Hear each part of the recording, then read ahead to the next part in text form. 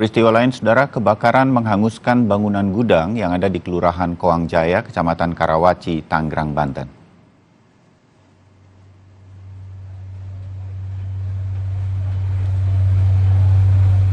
Kobaran api cepat menghanguskan seluruh isi bangunan dari gudang Shopee. Pemadam kebakaran Kota Tangerang kesulitan untuk memadamkan api karena banyaknya material yang mudah terbakar. 22 unit mobil pemadam kebakaran diterjunkan ke lokasi untuk memadamkan api di lokasi kejadian. Tidak ada korban jiwa yang dilaporkan, tetapi kerugian ditaksir mencapai ratusan juta rupiah.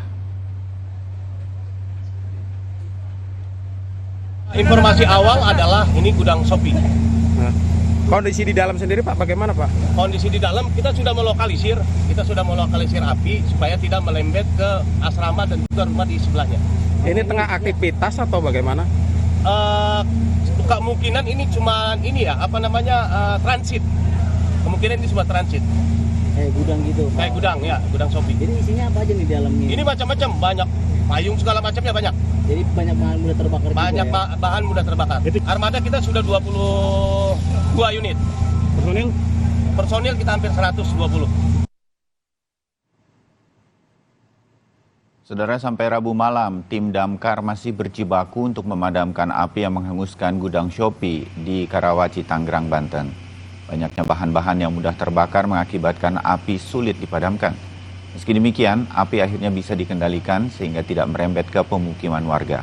Untuk mempercepat proses pemadaman, BPBD mengerahkan 120 personel dengan 22 unit mobil damkar.